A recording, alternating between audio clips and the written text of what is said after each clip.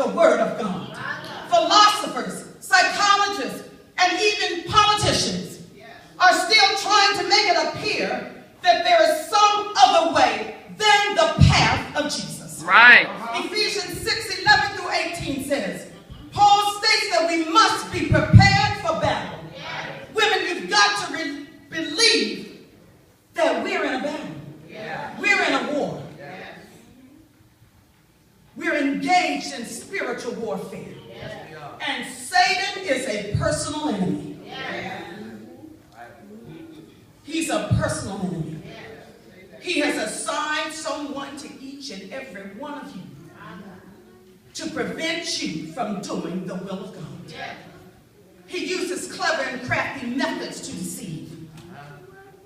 He's the champion of liberalism, ritualism, rationalism, and every other ism that seeks to displace Christ.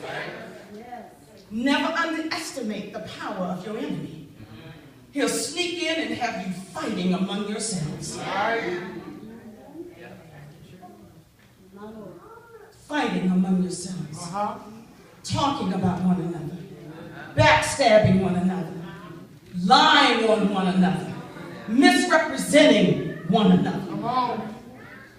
But you must develop patience under provocation. My.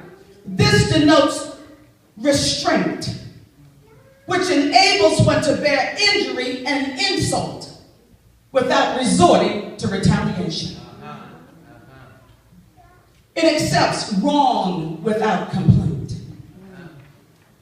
It puts up with things that you dislike, and it makes you get along with those that you disagree with.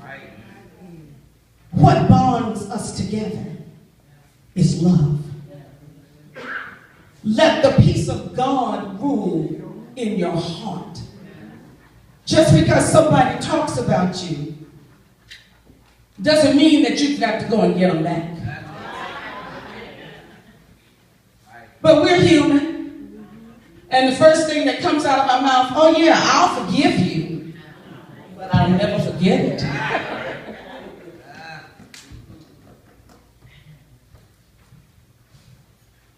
The more time you spend praying and seeking God, then God will change your self-centeredness to Christ-centeredness.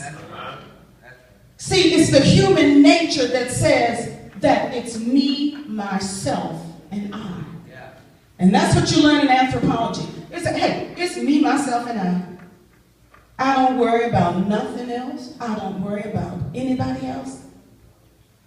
But you must get beyond the point of me and realize that it's not about you, but it's about God. It's about spreading the word. It's about compelling men and women and boys and girls to come to Christ. An effective women's ministry should be sensitive to the many social issues confronting us today, and should provide avenues for appropriate Christian activism. We're in a life and death struggle with the enemy, and he don't play with you. And you know what? He don't take any prisoners. It's his job to try to kill you. Kill your influence. That's why you've got to be careful what you say, what you do, and where you go. Therefore, we can no longer play the game not enough and too much. I'm not smart enough. I'm not quick enough. I'm not patient enough. I'm not organized enough. The task is too much.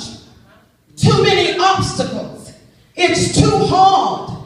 The world is too apathetic, too distracted, too focused on their wallets, their cars, their homes, their careers, and themselves.